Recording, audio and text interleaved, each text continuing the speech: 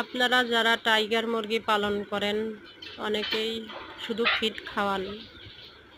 যদি ওদেরকে ছোটবেলা থেকে অভ্যাস করেন ফিডের পাশাপাশি গম, ছাল, চাল ভাঙা খুদ, দানাদার খাবার এগুলা, তাহলে ওরা সেটাই খাবে।